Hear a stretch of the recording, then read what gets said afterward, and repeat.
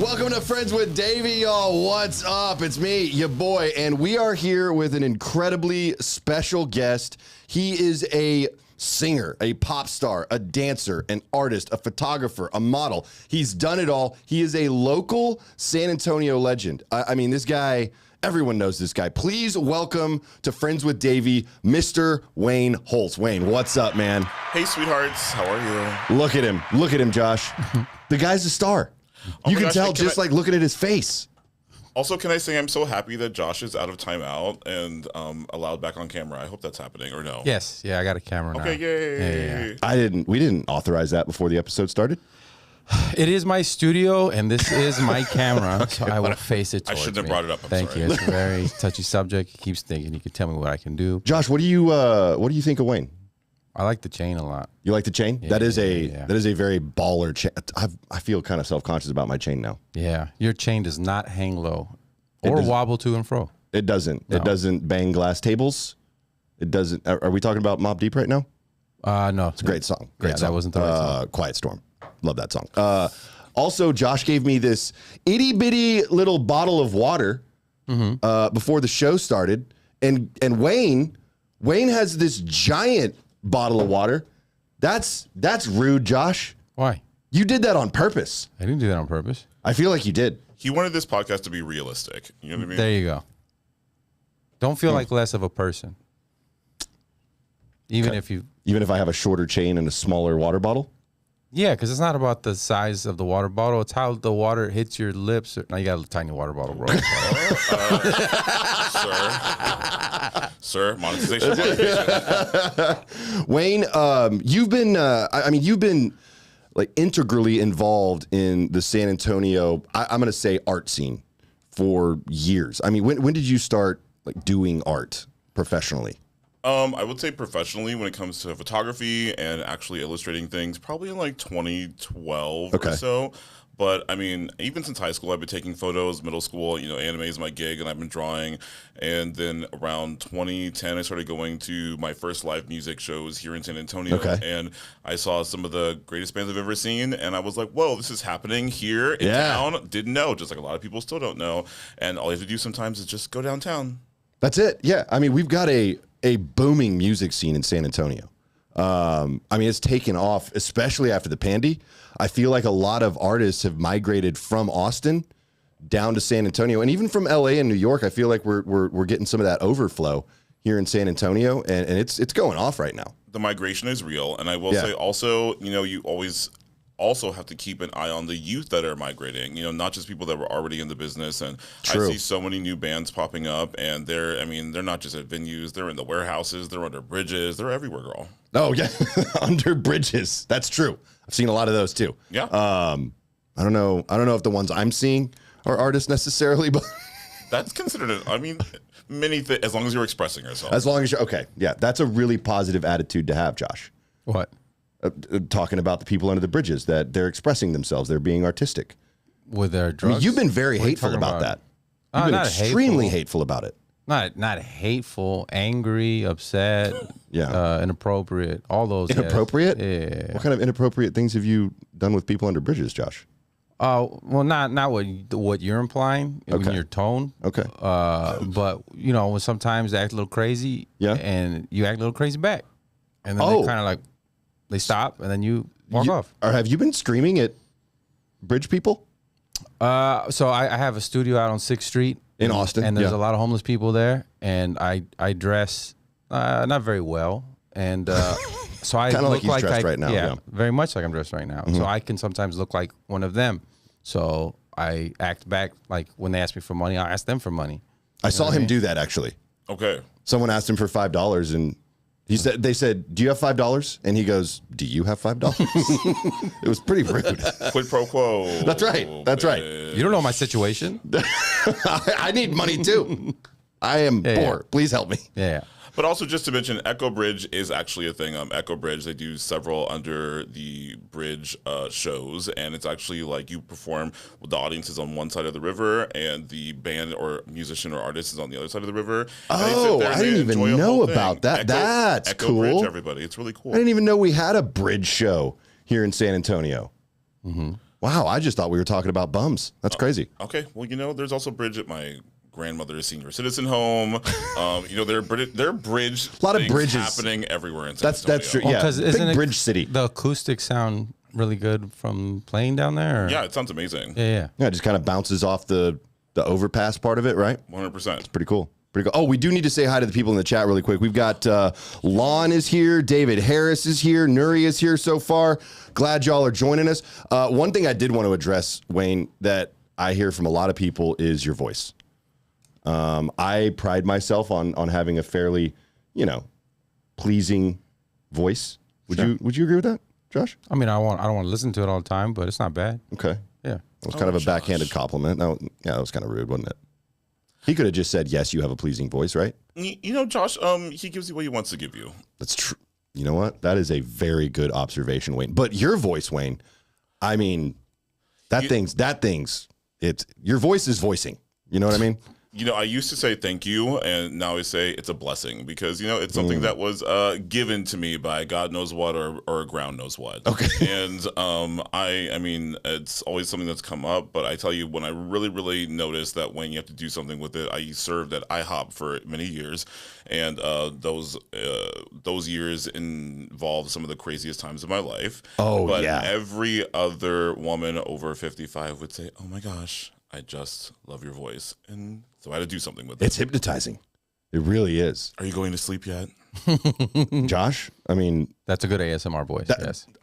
Thank you so much for bringing it up, because every other podcast where we have a guest that, has maybe a nice sounding cadence or something, you bring up the ASMR possibilities. Correct. Well, we brought it up before the podcast, so I didn't want to bring it up, 5 minutes into it. Oh, that's true. We did talk about that. But also, I'm really not good at ASMR. I mean, that's why I don't talk dirty in bed, because no one can really hear me when I go that low. It reaches a frequency that isn't picked up by many people. So only dogs and whales can hear it. Yeah, exactly. Well, and the dogs are listening. The dogs. So they're out there. There's a new type of ASMR. Okay. I always make my recommendations. Right. The new Gen Z, they're too antsy. They like aggressive ASMR, which is just gibberish real fast, as fast as you can. And it sounds more aggressive and it's a little bit louder. Causes me anxiety to listen to it, but it has millions of views. But the Gen Zers are all about this chaotic ASMR. Yeah. So that might be a niche for you. Okay. Yeah. Where's my wheel in my house? That's it. I think we found it. I think Josh just found it. Thank you, Josh. I think you've got a new business opportunity. I'm so glad you're out of timeout. There's a new media for Wayne. Thank you, producer Josh. That was the first time you bringing up ASMR wasn't creepy and weird. Well, no, it's you who make it creepy and weird. I don't make it creepy and weird. You think all ASMR is sexual, and some of it is, but not all. It wasn't? Not all of it. Oh. No. Yeah, I'm with you, Wayne. Thank you. Yes, it is. It's weird. It's very strange. I know.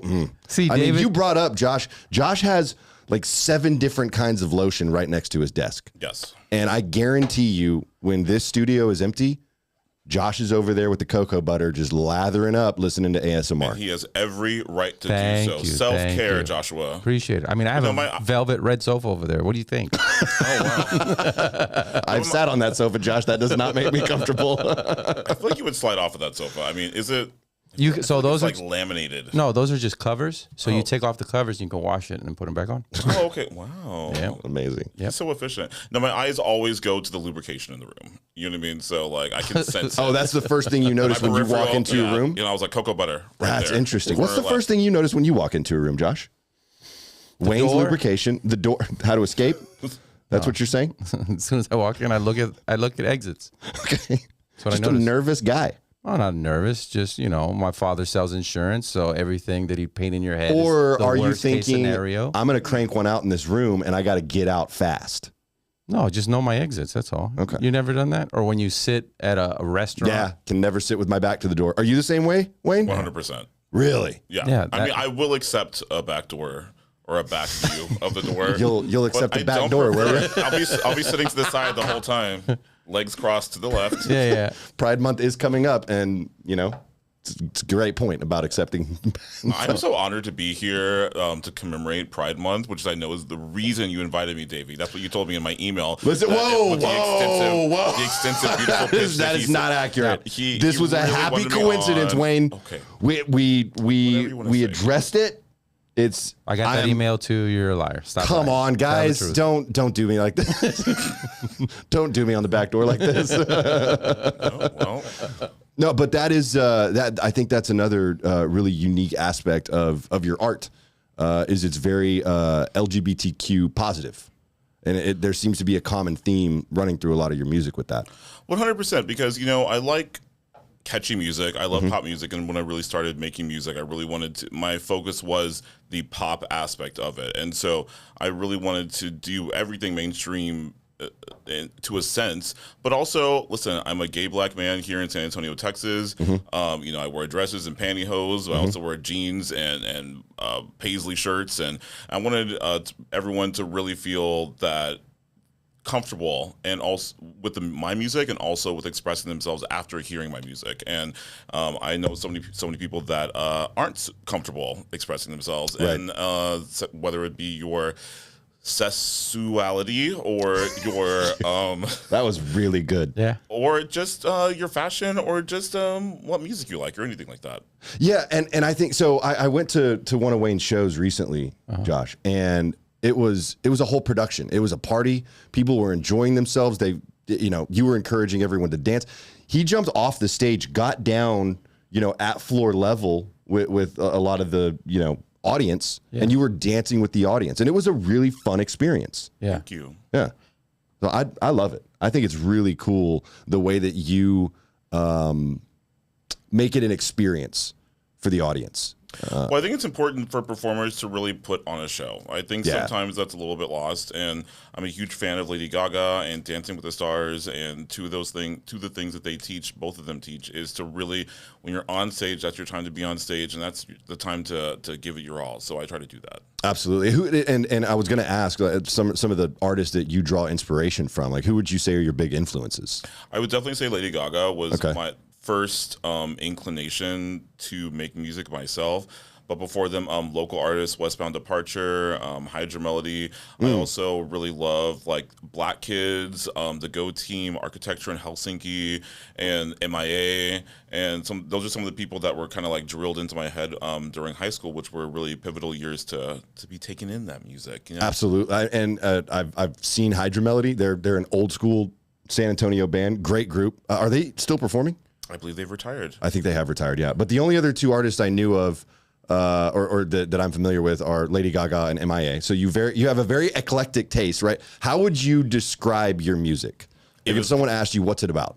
If it's good, I'll like it, but I don't really like dubstep. So okay.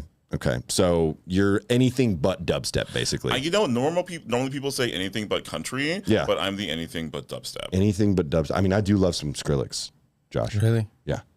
My hips just don't bend whatever way is supposed to be happening when I listen to that music. If I can't dance to it, I can't listen to it. Basically, it doesn't go well with my vibration.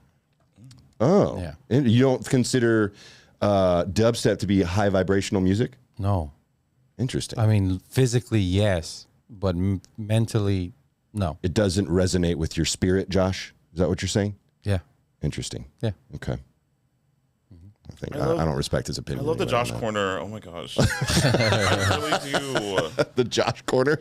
I feel like we're getting so many words of wisdom. We need to have a segment called the Josh Corner now. Yeah, where he can like express himself and let out like maybe his thoughts for the episode, or just like a life lesson that he learned. You know what? We've actually done that informally before, and it usually just goes down a really weird, dark path. Okay. Yeah.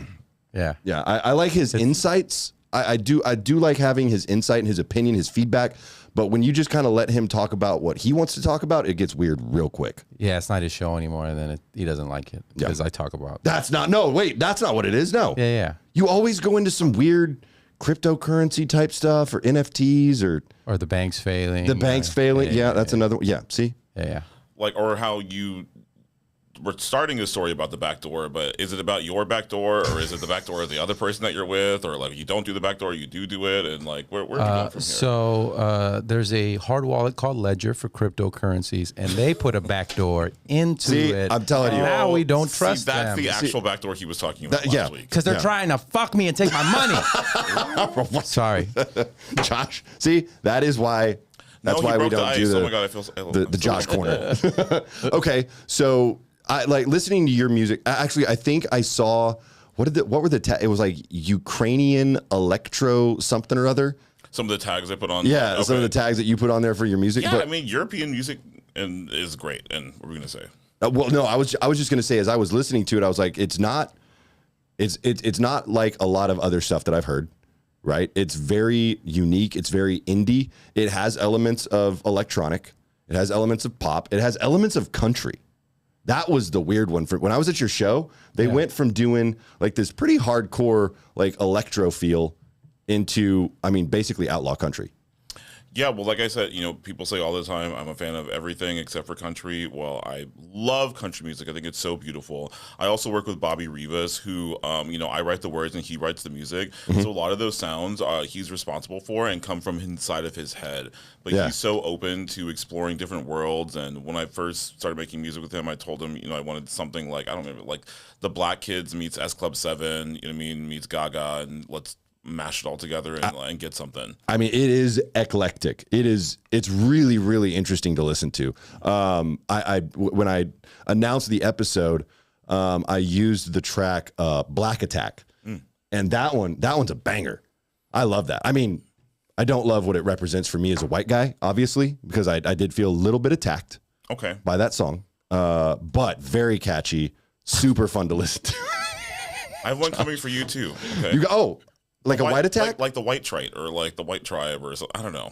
What do y'all consider yourselves these days? I don't even know what's safe to say. You're indigenous or something? Didn't you say that? I mean, yeah. I mean, I definitely have some American Indian. Yeah. There you go. But I mean, I think I would, when they ask me to check the boxes, it's always, white, non-Hispanic. I feel that. You didn't open up those boxes. But, I love Black Attack. And really, that was one of the songs that I knew whenever I wrote it, this is going to be the closer, or this is going to be the one. I mean, I'll be stopped at a light, the window will be down, and someone will be pumping their gas at the gas station across the street, and they're just like, Black Attack! It's so much fun. It's a Black Attack! It's a bop. It's a bop. So would you say that's your favorite song that you've written? I think my favorite song is He Don't Need No Pickup Truck.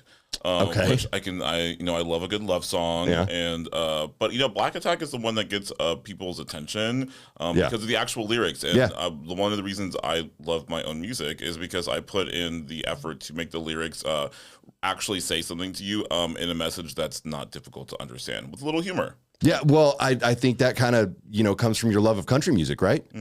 Country music lyrics are very straightforward. Yes. There's not a lot of subtlety there. Oh, analogy who? Exactly. Yeah. We don't need any subtext here. I want my truck and I want my dog. Okay. You do. And have you ever tried any Tejano music at all?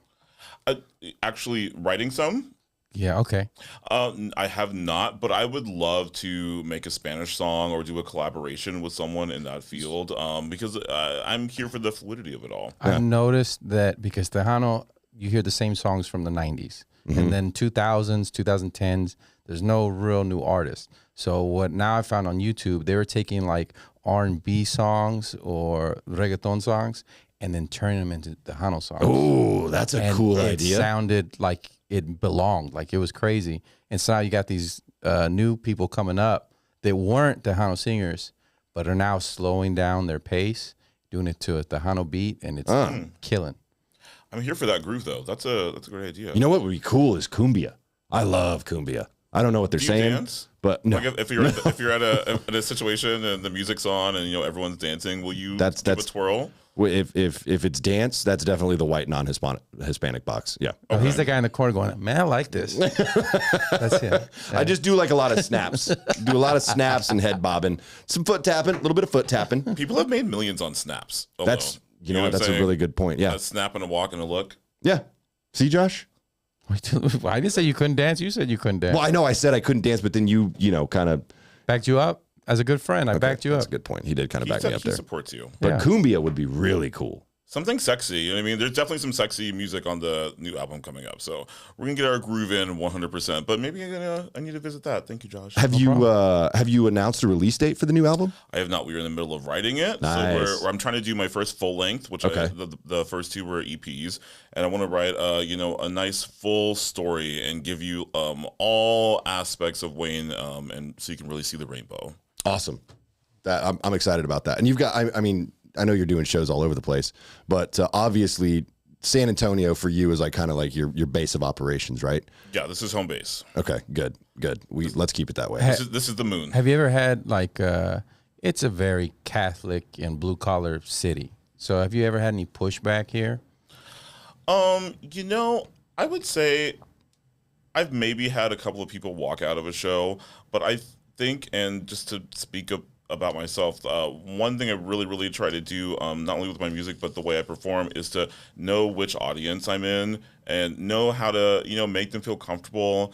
And I really have faith that the talent that I have is decently universal. So no matter what party I'm in front of, I can normally convince them, unless they're just bored and like, oh my God, this guy is so loud and I'm not here for that. You know what I mean? I can't imagine that. If someone said they were bored at one of your shows, they need to leave anyway. I don't know how you can do that. Like where you have to so arrogant. So to conform or to make the audience feel comfortable with you, because I've done stand up. I do stand up, right? And there'll be kids in the audience, and I'm like I don't know who your parents are, and I'll tell the parents like go ahead. I'm like all right, and then I say what I'm gonna say. Right. Yeah. Well, I have no problem with doing a little censorship, editing a lyric, putting on underwear. If there's going to be a kid in the room, or, if we're at a Christian, I performed at like UTSA, and even then I was kind of like, oh, okay, let's be like a little more respectful, and I feel like, I love to adapt and give you the challenge. Yeah. And I think we all have to do a little bit of that, right, Josh? There's certain headliners. You don't? But I it's Josh, not you good. pander so hard. What are you talking about? It doesn't go well a lot of the time. So I don't know. Like if I don't switch and I know I need to, you know what I mean? It's 11 o'clock and I'm performing for, mostly 50, 60-year-old people at a conference. It's like, you saw what I do, so I'm going to do this shit. No, stand in your truth. You know what I mean? We all have our own strategies. That's true. Me personally, I'm comfortable with adjusting. There's some headliners I'll perform with that they have a more conservative audience. Well, we're going to pander a little bit. I just think I can't. I don't know how to do it. Are you saying you're a sociopath? No, I didn't say I was a sociopath. That's kind of what it seemed like. No, I'm a narcissist. Oh, a narcissist. Yeah. Is that what your wife tells you? This isn't for your enjoyment. This is for me. I'm going to perform. This is for me. I'm the Fuck star. You guys. Yeah. Narcissists are stars, though, a lot of the time. So it's true. Would you consider yourself a narcissist? I actually maybe would. I hadn't really thought about that until the other day, and I was like, am I a little bit too involved in my own like day-to-day life sometimes to take a look out? But I think I'm like a 50-50, okay. Like half the time I'm a narcissist and the other half I'm like super considerate and giving. Well, you know what? Maybe on stage, that's the right time to be a narcissist. Right. I feel like you're at your best. You're only worried about yourself, especially performing music, actually. As comedians, I don't think we can necessarily do that because we have to be relating to the audience all the time. So I don't know if that works as well for us, but every single one of my ex-girlfriends would say I'm a narcissist. Okay. I mean, pretty much to a fault, I think. Yeah, it's Friends with Davey, not Davey's friends. So that lets you know exactly. That's actually the opposite because I could have called it Davey and Friends, and then it is about me, Josh. But it's highlighting the friends and not me. No narcissist in this room. I can tell. I'm gonna come across the studio. You even put a barbed wire in between you and your friends. Look at that. I'm gonna break through your back door. Have you ever had like an ex-girlfriend on here or interviewed one? Oh, that is a really good question. Great question, Wayne. I'm gonna say yes, and we'll just leave it at that. How's that? We'll just keep the audience guessing on it because they don't have to guess; they know. I hate you. Go back a few episodes; you'll see it. You'll get it. Yeah. Damn it. That was a great question. That was awesome. let's talk about how you kind of got to where you are today. Because you mentioned you're a gay black man, and I feel like that hasn't always been terribly easy in your culture, right? Yeah, whether it be within my family or, the neighborhood that I lived in, the church that I went to, it was definitely like a thing, 100%. But I feel like, a lot of white people are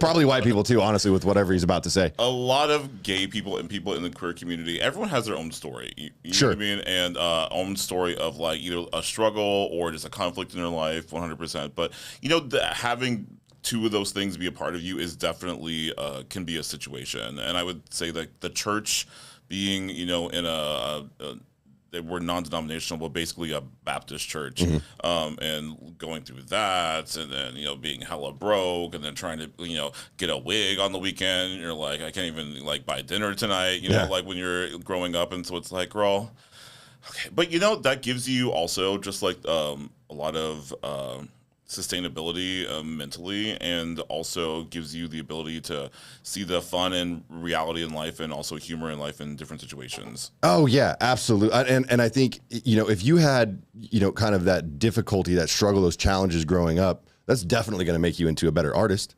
Yeah, you have more to draw on. There's a lot to say. I feel like people that were like raised in the lap of luxury, they don't get it, dude. They don't understand it. I mean, maybe they could be good, but I don't think they'll ever be great. What about people from cults?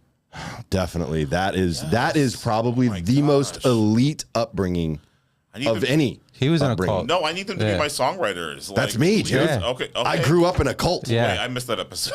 Yeah. Well, no, we haven't really done an episode on it. He was in the same cult as, what was it? The Duggars. Yep. The 19 family? kids and counting people. Yeah. Interesting. Yeah. Until you were how old? 18. Wow. I left as soon as I was able to. So here's my theory. He's still in the cult. He's just out evangelizing right now. He thinks I'm an undercover operative for the cult. This is a mission. Yes. Which is ridiculous. This is part of the mission. Yep. No, it's not a mission. Because we're gonna see him in a few years change and be like, you know what, I was wrong. The cult was right. And then he's gonna bring all his followers from YouTube into the cult. Watch out.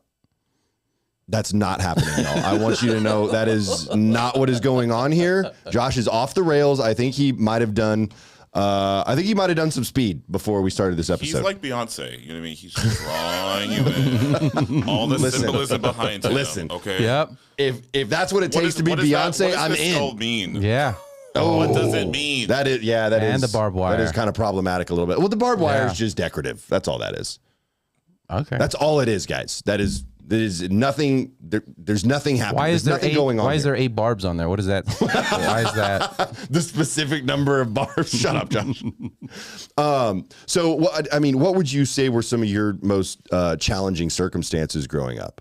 Like, what were some of the real difficult experiences that you had? I would say, family life is interesting, and really learning how to like be comfortable with yourself when you're like ashamed of who you are and where you came from and where you think you're going. And I feel like that was the most challenging thing that I had growing up, and it's still something that like pops into my head every once in a while now. And so really just become like being able to be comfortable like with what you were given, and not let that keep you from moving forward. Yeah, because I'm assuming the coming out process was probably pretty difficult for you growing up. I mean, I grew up in the church too, so I get that aspect, right? And so that was probably a challenge, and then finding acceptance from your family. Did your family ever accept it? They they're like, okay, wears dresses and eats lollipops, and but I was lucky enough that at school it was never really a thing. Like once I hit middle school, everyone knew that this is Wayne the homosexual, and so that wasn't really a thing. But my mom would always, she still to this day will say the things like, oh, he's just waiting for to meet the right girl and blah blah blah. But I remember right after my senior year, she found my yearbook and she's like, Wayne, why are all of these people saying if I want to find the best party or The best substances? Hang out with the coolest homosexuals. Okay. Why are they talking about you? Why are they dedicating that to you? What's going on here? Why are they saying you're the coolest gay guy I've ever known? What is, and so just her like breaking that mindset was like interesting. But listen, I stopped worrying about that. Sure. Conversation. And you know what? If your parents want to live in denial, that's fine, right? I mean, let them live, honey. I'm glad they're alive. Yeah. Period. Yeah. So. Yeah. I 100% agree with that. But I mean, you fully embraced this. I'm going to call it an artistic character that you've developed at this point. Like just watching you perform. I mean, you are in the zone when you do that stuff. So it's not. I don't. It doesn't seem like you have any kind of shame about it anymore, right? No, definitely not. And I am proud to be proud and to like kind of unabashedly like be who I am when it comes to as gay as I am, and as also just as unafraid as I am to like get on the dance floor. All those sorts of forms of just expressing who you are so important. And I see so many people go through like unnecessary sadness because they're unwilling to, open that door and then share that part of themselves with the world. And I think it's really important to, sometimes like I said, there's two of me going on. And so like sometimes I'm coaching myself, the other side, like, don't be scared of that dance floor. Like, get out there and twirl, get out there and talk to that person, shake that hand, speak to that person. And I think it's really important for people to see examples of that. Because it inspires the little random things. What's the other side called? Dwayne. Yeah. Okay. Is Dwayne conjured, or is Dwayne somebody that was there from a young age? Definitely young age. Yeah. Okay. So Dwayne was always there. Mm-hmm. Oh, okay, cool. He's around, you know what I mean? Yeah. And, hi. Hi, audience. You're speaking with your local ... But I think all of us have, our public persona and then the persona that we keep to ourselves. You know what I mean? Yeah. And so I think we all have a Dwayne and a Wayne and a Davey and a Haley, and you know what I mean? And so my alter ego is a Haley. Yeah. Kind of like that. I just kind of. It's not bad. That's what I'm feeling. Davey and Haley. Okay. That makes sense. Yeah. Okay. So what would you say to someone who is still kind of dealing with, just fully embracing who they really are? Like, let's say Josh, producer Josh, let's say he, is just having a hard time, kind of embracing his true self. Let's do Let's do Josh. I know we can talk about me, but what you always talk about, he always says I'm a prude because I won't, in my wife's, Oh. and so. Well, he won't let his wife. Or I don't want her to do that. I'm pretty passive. I'm a nice guy, but when it comes to that, I'm not passive. I don't like the other person taking control. That's way too much control. Okay. But maybe he's just afraid, to relinquish, or afraid of how much he might like it. And which we already know he does, right? We've already discussed. Oh, for this. sure. Okay, yeah. Yeah, we definitely know he does. That's not the question. No. No, the question is not whether he enjoys these activities.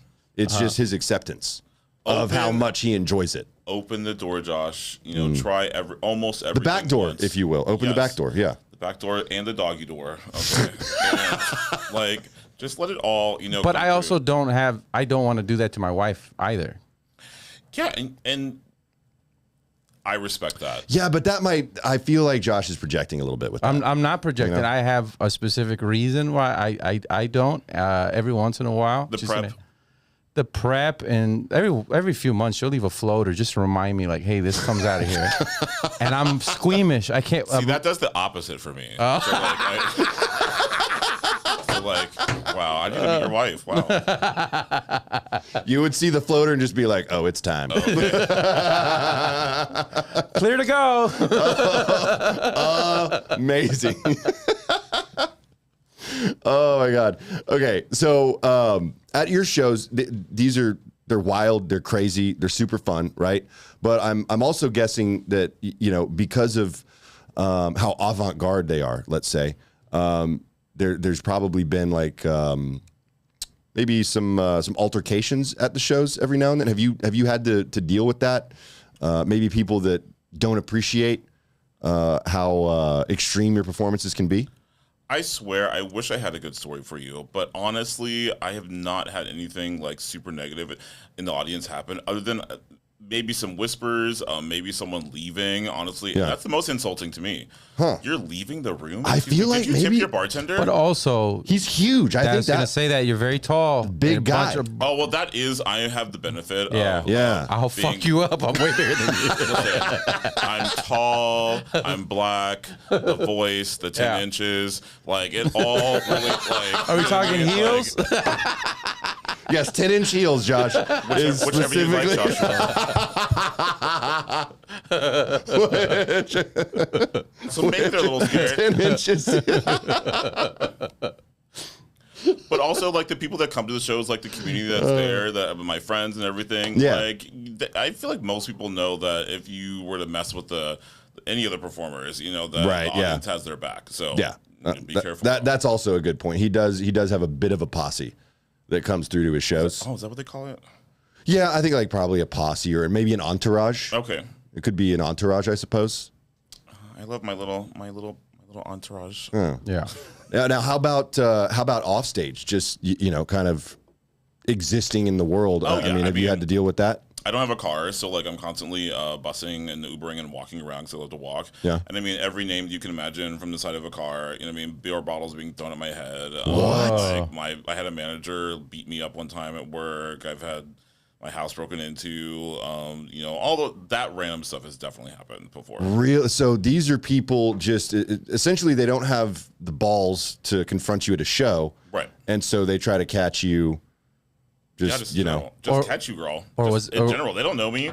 Sometimes it's like random strangers. You know what I mean? Oh, it's strangers. These aren't like. No, I'm just walking around in short shorts, or I don't do this anymore. But I would walk home from St. Mary's Strip, after being at a show, before I even started performing, photographing something or whatever, and I'd be in a full like ball gown that's see through and wearing a thong, and I was just like, oh okay, like I'm going, and you don't for some reason I wasn't thinking about that, and we all need to make sure we're being safe while expressing ourselves, but people just I don't know where the hate comes from, but they definitely will yell things, throw things, honk. Now, have you ever fought back in one of those scenarios? I'm not really a fighter unless it's necessary, and so no. I mean, when your manager, I might throw a little shade. Okay, so you'll just insult them. Yeah. And that's something that sticks with you longer than a bruise. Okay. So I actually agree with that. But like when you said a manager at your work attacked you. Well, that wasn't, and I didn't fight back, and I was much more just trying to get him off of me, which is like a situation, but it was also, I don't know, if I'm being attacked and I'm not like standing up for something, like the strength can come out, but in those kind of situations, I'm like, can we just like end this? Like, and I know that actually fighting back can help with ending it, but more of like, okay, let's separate. I'm like, get out of the situation. You're just trying to extricate, right? Yeah, because I don't really want to like hit someone unless it's like really necessary. You know what? You mentioned something. The strength can come out. I mean, Josh, have you ever seen two gay dudes have a lover's quarrel? In public? No, you never have. Public. It is the most intense thing I've ever seen. Like when a man and a woman fight. Yeah, it's obviously intense, and you don't want to see something like that's unfortunate to see, right? Mm-hmm. A domestic situation is what I'm going to call it. But when it's two gay dudes, they are. It's scary. Well, it's really scary to watch, and sometimes hot. You know what I mean? Okay. And really, and really, it'll always not always, but a lot of times it'll end up in like a really really aggressive like wrestling match, and you're literally like nose to nose, and you know what I mean, like pinning each other down, and then you just kind of roll upwards onto the bed. All of a sudden, the fight's over. the gravity, turns, and you're cuddling and watching. Netflix. So wow, that's just my experience. Get it all out. Josh started. Josh is sweating. That's impressive. That was a great story. Your face is very shiny right now, Josh. I'm oily. You're okay. Just oily. Okay. Good. Yeah. Use the. Yeah. Listen. He's got a gallon. He drinks his water. Oh yeah. I mean, Wayne. Josh. Wayne is just chugging this stuff over here. Chug. So what's the goal with the career, Wayne? Or what are you working towards? So right now, what I'm really working towards is to fully self-sustaining off of the career, right? That's one thing, which I did for a long time, and the pandy affected that a little bit. But, I have a podcast, which is actually one of my favorite things to do. Yeah. And I have a feeling in my heart that that's actually going to be the thing. And so I am working hard on that, and really just to be a self-sustaining, widespread artist that is doing all the different things I want to do, and letting either the music or the podcast be like the anchor to all of that, to help be the word spreader of everything, and live in New York. That's also and live in New York. Okay, and I mean, just like I introduced you at the beginning of the podcast, I mean, you really do it all. It's not just the music, it's the photography, it's the art, it's the podcasting, which I just found out about this weekend, as a matter of fact. I mean, you're doing all these different things, and it's so cool. So I think if you're casting your net that wide, you've got a pretty good shot at success with it. Something's gonna. I mean, I'll fix your car. You know what I mean? Like something's gonna. They want to know where you got your shirt. Oh, I the chat. got my shirt at the same place that I got the chain that I'm wearing, which is I Love Augustine, which is located at the Blue Star Arts Complex right next to Brick, and they have so many great fashions for such an affordable price. I think this was $3. The chain, the shirt was $6 or something. Oh, like wow. That. Is it like a thrift shop? Yeah, it's like a vintage / thrift shop, and it's run by Augusto Cuellar, who is a legendary gay in San Antonio. Okay. And for any gender and any size and any occasion, he's got you covered. That sounds. I'm gonna have to stop by there. You happy, Nuria? Stop yelling at me. Nadia, I love you. Nuria and David can both be very persistent. I love it. I love it. It's Nuria. Is her name? Nuria. Okay. Yeah, Nuria. No. I'm asking if did you know her? No. Oh, okay. Because I've been saying it Nuria the whole time. No, that's it. That's right. It's Nuria. Mm-hmm. Okay. Yeah, good. it's Nuria. I get question everything. No, over here, I get self-conscious about it because it's like I don't want to. You never know. Well, no, I don't. I wouldn't say Shakira. I say Shakira because then it's like, yeah. Anyway. Oh well, I don't know about the pronunciation. Yeah, I mean, well, not even the pronunciation. I mean, it's Nuria or Nuria. Yeah, the local dialect for it. I don't know. Okay. Babes, don't be insulted. You're okay, and we love you. Okay? You know what? I think that probably just made it all better. Actually, you said it right. She said. Oh, perfect. Okay, I did want to go back to one other thing because you said you worked at IHOP for a while, and IHOP is very near and dear to my heart. Love going there after shows. I'll give you all the secrets. I want to know about some of your craziest experiences at IHOP, whether that's with a customer, coworkers, whatever. Because I've been involved in some crazy experiences at IHOP. Do you want another beer? Yes, sir. I appreciate it. Oh, Josh is going to get more brews. Josh is so polite. Josh's Corner is supplying everything I need. Josh's Corner is really on point today. Advice, lube, beer. It's all. I mean, Josh, this already sounds like we're going somewhere. Okay. You might just be staying here. And in the corner. I know, right? Well, I have to say, I have plans to write a memoir eventually. Okay. Of all of the random stuff in my life, and IHOP.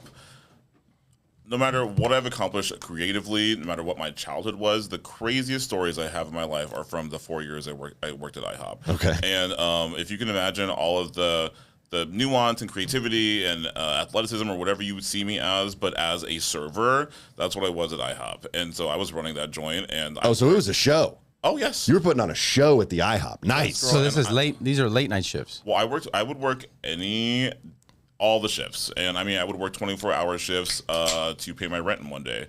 And so I was that girl and they trusted me. And I mean, from the fights to the hookups to, people coming in to rob and the dining and dashes. I mean, to my own personal evenings there. Oh, you had some liaisons at the IHOP? Oh, wow. I think one of my best hookups in general in my entire life happened in the boiler room at IHOP. Really? Yeah, it was great. Was this with an employee? This was with a Craigslister. Really? Who didn't have time to wait until I got off. I got stuff to do. Hey, listen. Yeah. And IHOP's the perfect place to do that. And he said he would tip, so you know what I'm saying? I bet he gave you a tip, all right. That's what I'm saying. The Craigslist that was at Lifetime Fitness off of what was it? 28? No, San Pedro. The one you hooked up with it. No. Your hookup at Lifetime? No, it wasn't my hookup. Oh, okay. It was just the one all the employees were knowing about. Oh yeah, that was back in the day. I mean, Craigslist was. It was like 2010. That was the Wild West back then. I gotta say. Oh, the misconnections on Craigslist. It was misconnections too. Yeah. Some of my favorite things to read, and you always. I wonder if they were talking about me. Why are they yelling at me? It says you were in a cult. You were. What were oh yours? yeah. Wait, what? They're yelling at you? Yeah. David's yelling at me. Josh. You're just gonna see. You called out Nuria yelling, so now they're all just gonna scream at you. Oh no. Oh, name the thrift shop. Please. Oh, I love Augustine's. I love Augustine. Mm-hmm. You said it. Listen. Yeah. So let's get back to your favorite, I guess, crazy story from IHOP. What would you say is the favorite? There was a woman that was working there whose boyfriend would often visit, and I guess they were in the mode of breaking up, and it was 6 o'clock, dinner time, and we see him pull up, me and the girl, and I was like, what is he doing here? And my manager was on the other side. 'Cause at IHOP, there's like when you walk into the kitchen, there's an aisle, the long aisle right behind it where we get our drinks and, fill up ice and stuff like that, and you can exit from one aisle. Right. So I see him coming in. I see him walk in the door, and I go to walk down the aisle so that I can let my manager know. And by the time I got to the other side of the door, my coworker, male coworker, was upside down on a table with that guy beating him up. The boyfriend who my coworker was breaking up with, his girlfriend was stealing money out of the register. This is in between. I swear to God, she cracked open the register. This is in between 3 to 5 seconds tops. Okay. Okay. And so they're rolling. My coworker is screaming at the girls in the register like, "Caroline, no, Caroline! you're gonna get caught. You're going to get caught. It's not worth it." And then my manager jumps over one of the booths and is wrestling the boyfriend. And he's like, "Don't let him leave." And we're trying to keep the doors closed. And it was just like, this is at 6 o'clock on like a Thursday or something like that. So wait, it was, your coworker was a female, right? Yeah. Mm-hmm. Okay. And her boyfriend shows up. Yes. But there is a third that was involved? The one that, the mistress, yes. Oh, the mistress. Yeah. Okay. Who was also, I guess, maybe an allowed side situation. I'm not sure. So, but that was just one of those instances that was just really mind-boggling because of how quickly everything developed. You know what I mean? But I mean, I would have managers leaving to make drug sales, and I would literally be seating the. This is like 3 a.m, greeting the customer, taking their order, cooking their food, delivering their food, checking them out, seating the other person, all at the same time. You know what I mean? Because the manager is supposed to be the cook and helping me out with stuff, but he's out, dealing whatever and he's doing his side hustle, man. That's an entrepreneur. Whoever. He's cutting that glass and doing. The employee, of course, the other girl that's supposed to be the other server that night. He just takes her with him. Who are the Do any of your drunk patrons? Because I mean, that's how me and my friends would show up. I'll just be very transparent. I got kicked out of an IHOP when one of my buddies and I kind of stumbled in one night, and you asked for warm syrup, didn't you? No, we both went to the bathroom because he said he needed to throw up because he was too drunk, and so he went into the stall. And once he was in the stall, he decided he didn't need to throw up, but I thought he still needed to, so I barricaded him in the stall. Oh. And to get me to stop barricading him in the stall, he was jumping over the wall of the stall and spitting at me, and I started hitting him with a wet floor sign in the face when he would jump up over the stall to spit at me. And then we got thrown out. This is all on brand, yeah. Oh, very on brand. For you and IHOP. And IHOP in general. When you were in your 30s, right? No, Josh, no. Okay. That was like my you're in your early 30s. 20s. I was like, you're in your 30s, aren't you? Yeah. Almost. I'm quickly exiting my 30s as we speak. I know. This is the year. So, did you have any, Josh? That is not an appropriate applause. Why not? For me going over the hill. No, you're not going over the hill. I'm going to be 40. You get to stay at the peak. When men are 40, you're at the peak for a while. That's a good point. Okay, I appreciate that. Thank you. No problem. Okay, so did you have any customers like that were just doing shenanigans at the IHOP? Like I said, anything you can see or imagine happening at IHOP, I saw. I mean, I saw a drunk guy arrive. He couldn't have been more than 20 years old and meet his prostitute. Okay. Wow. And so like that starting was them young. Okay. I don't know if a prosy is it prosy? Yeah, prostitute, whatever. Was it a sexual worker? It was a young man. A young man and a young woman. She was probably about 45. Ooh, a cougar. Yeah. Okay. Yeah, they were both beautiful people. Yeah. And you could just tell he was like really kind of nervous. And I saw him take a little swig out of like a flask, which I'm like, live your life, you know. Sure. I have no problem with that. And he was there alone for about 25 minutes. And then she came in.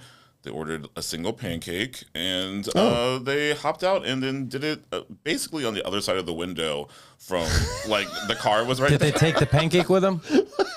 They ate the pancake. She wanted it with whipped cream on top, and so we got That was her payment. You get a pancake. But, you know, something like that. They took the warm syrup with them on that particular occasion. People would always come through, and not speaking of drunk people, but just late night customers. My favorite customers were always strippers because they would come in after with their shift, and they were so sweet, so considerate. They would eat everything they could get their hands on in the building.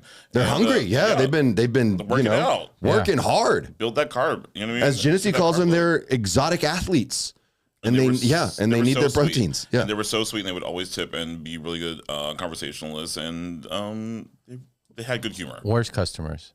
Ooh, good question. I can't. That's so rude. I would say let's go by race first, and then we'll go by what? I would say I'm not going to name the exact parental situation, but one parental situation with a kid or two at like 4:00, and they're just not in the morning feeling it. No, in the afternoon. Oh, okay. They're just not feeling it. And you're not the person. Also, sometimes just fathers. Fathers in general? Yeah, they can be kind of mean, just like dads. And sometimes they could be a little bit like ornery. And I'm like, okay, this makes me kind of nervous for what's going on at home. You know what I mean? It's the International House of Pancakes, not a disciplinary correction facility. We don't need to be doing the whole thing here. Yeah. And we can all hear you and we all get it. Well, the dad's all already like, damn it, what are they going to get? I don't want to pay too much. That's his. That's a good point. Yeah. He's probably just, if you're a dad taking your whole family to IHOP, you're probably not going to tip very well because it's like. And of course it depends, but yeah. If it's Sunday and I just took my family to church and I went to IHOP and we're eating, okay. But if it's 4:00 in the afternoon and I took my kids, I'm like, I got $18. You know what I mean? Like, what are we all going to, we're all going to eat pancakes. Yeah. Our kids were eating free. Yeah. I mean, exactly. I think IHOP has got to be one of my favorite late night spots for still, and I don't even buy prostitutes anymore. So what's the order? It goes IHOP, then Denny's is below it. Yeah. Then you know what? I'm also gonna give like an honorable mention in between Denny's and IHOP to Jim's. Yes. Because Jim's is the classic. Oh well, Jim's is my favorite. Yeah. But they're not open 24 hours anymore. No. That's so sad. It's ridiculous. They can't get the staffing for it. Look at the staff that they have. I love them to death, and they work hard, but they need their rest. What are you trying to say, Josh? It's usually older people. Are you being ageist right now, Josh? Older people need more rest. That's science. It's where they feel comfortable. There's still carpeting on the floor. Yes. You know what I'm saying? Like that's where Jim's it draws them in. So I understand. I love a good gym. So IHOP, Jim's, Denny's, Waffle House. I've never been. Oh, you've never been to a Waffle House? I know. Depends where it's at. If it's Houston, Waffle House might be number one. That's a good point. Yeah, that's so true. But all the Waffle House, like let's say in Austin, that's below Circle K. Okay. So and all the crazy fight videos that was in Austin. They're at Waffle House. Yeah. It was like the waffle was so thin and burnt, and I'm watching them burn it, and I'm like, take it off. Yeah. Yeah, I wouldn't go to the Waffle House in Austin. No, not me personally. But I mean, did the staff? I mean, obviously we had the boyfriend girlfriend situation, right? But did you ever have customers attack the staff for not having the food correct? I mean, they would definitely walk into the kitchen sometimes if they were really pissed off. They would walk into the kitchen or the galley of what you call it, where the servers like get the drinks and collect the food and stuff. Yeah, if they're not happy. Girl, the wrong customer. Karens have been around for a long time. That's true. Yeah. And I feel bad for all people named Karen. You know what I mean? buttholes have been around for a long time, and they're not. That's not anything new. Yeah, that's true. If you, excuse me, I didn't pay for 2 slices of toast. I paid for 1. Yeah. Okay, I've seen them throw plates, but if their eggs came back, twice that they didn't like it, like throw the fucking plate through the kitchen galley. You know what I mean? Whoa! I mean, how do you think? I'll never send food back personally. No, don't do won't it. do it. No. They'll spit. They're definitely gonna spit in it. Don't do it. I'm just saying, don't Spit's do it. the least really, that you have to worry about. Oh no, you know what I dude! mean? Like, I mean, depending on where you are, but I haven't seen anything. But I will just advise you. Just don't send it back, right? Or just like really politely, you know what I mean? Like, Yeah. Really, really sweet. Yeah, If it's busy, pour that warm syrup on top of your request, right? yeah, take it home and order another thing. That's kind of what I my was favorite server was always this. It was I lived in San Marcos, and it was this lady who must have got the best ice ever, and she worked so hard. Wow. Yeah, like made sure like it was like a 5-star restaurant to her, and same thing, seating people, cooking, bringing all the food, and like you could see her sweating, but I think her sweat made the food taste better. A little salty. A little bit. Might have had a little bit of that ice residual in the sweat. And it didn't matter if you ordered your eggs scrambled or over easy. It was always going to come. Scrambled. It always came scrambled. Didn't matter. So she didn't know how to. She didn't know what that meant. She's like, it's good. It's got the ice. Yeah. She can't be gentle with the yolk. There's no way if you're that geeked out. Yeah. You know what? Audrey did mention Cracker Barrel as an honorable mention as well. I'm a huge fan. Huge Cracker Barrel guy. That's really sweet. But once again, not open 24 hours. I don't think we can count them. Wait, are they open 24 hours? No, they're not, right? There's not a lot left that's 24. I mean, it's IHOP. It's IHOP and Denny's. No, not even all McDonald's are open till 24 hours. Oh. Yeah, the one right down the street from my house closes at 11. Whataburger. But they're the line. Yeah, that line is just out of control. It depends which one you go to. Yeah, that's true. And I'm a go inside guy. Oh, you're a go inside guy. Late at night, I'm a go inside guy. I'm not gonna wait through. I can appreciate line. that. Okay. Yeah. Are you also a go inside guy? I don't mind going inside because I'm a very specific orderer. So Yep. I want to make sure everything's correct. And once you leave the window, You're done. the hope is lost. Yeah, that's true. I Can't go back. You know what? I think I probably need to adjust how I order late night from Whataburger. I think I need to be a go inside guy. I'm a line guy. Right? I'm a drive-through guy right now, but I think I need to be going inside. Do you have a lot of patience? Yeah. Yeah. I mean, especially at that time. Yeah. Yeah, because I'm usually done with shows and I'm just trying to get something to eat that's not going to digest correctly because it's 2:00 in the morning, which is stupid. I shouldn't be doing that anyway, but nevertheless. Either way, your poop is screwed. You know what I mean? Like either way, That's right. you can feel it You know coming what? from the first bite. I think this raises a good point. I think a lot of people need to think more about being going inside guys. What? You know what I mean, Josh? Go inside. Just go inside. How did you say it the first time though? Going inside guys. Yeah. That's Josh, what I are thought we you going to said. go inside later after this? I'm already inside. Okay. I'm already inside right now. Where am I? This is as inside as I can get. Go inside, guys. Lord. Who brought me here? Wayne, what shows do you have coming up? You have dates that you can give us? I got you on June 23rd at Halcyon. I'll be performing there for the first time. If you've ever been to the coffee shop, there's a beautiful space in the back area, so I'll be there that day. And really what I'm working on is behind-the-scenes stuff. So you're listening right now. Yeah. So tomorrow I booked a show with Nina Diaz at Brick with Pollyanna and Misogyn Blue. There's a really great Kiki Vogue dance night happening at Brick the week after Friday, June 9th, which I think you should check out. And also check out the Wayne Holtz podcast because I've been getting good guests. We just had the voice of Salem on Sabrina the Teenage Witch. Really? Nick Bakay, who's also an executive producer who did Mom, Young Sheldon, and just finished his show with Chuck Lorre and Charlie Sheen. Wow. And we have some really good guests coming up in the next couple weeks, so I would say pay attention to that. Yeah, awesome. And your website. TheWayneHoltz.com, and it's the Wayne Holtz podcast, available wherever. Perfect, dude. That's awesome. Definitely check out his music. Check out the podcast. If you can make it to a show, check that. Your shows are incredible. But just check out anything Wayne Holtz related. You will not be disappointed. Josh, what do you have coming up? July 29th, I'll be headlining Laugh Out Loud Comedy Club. So get your tickets. That's Friday, 9:45. Nice. New album comes out in July, and check out Creek in the Cave Onslaught in Austin, Texas, every Tuesday at 10. That's Onslaught at Creek in the Cave. I've been hearing really good things about those Onslaught shows, Josh. So great job on that. They lied to you. Not. I was going to say that's been like 15 good, people, but I've heard they're fun. 15. Thank you for coming. Keep coming. The comedians that tell me about your show, they say they have a really good time. No, a lot of them bomb. Okay. A lot of them just not doing. So there's just a lot of delusional. Positive. I love that. This Friday, I will be at Roscoe's in Austin. Roscoe's Comedy Club. Nice. Really excited about that show for Friday Night Laughs with a Friday Night Lights theme. Pretty exciting stuff. Yeah, and then the next day, Saturday, I will be back in San Antonio at the Blind Tiger Comedy Club for George Anthony's limited edition. Nice. Looking forward to that one as well. Yeah. I love the And then June 10th, I'm going to be in Georgia. I'm going to be, all the way out in Georgia. So if you're watching this and you're from Georgia, please come check us out. I think we're going to be in Warner Robins, Georgia. I think that's a city.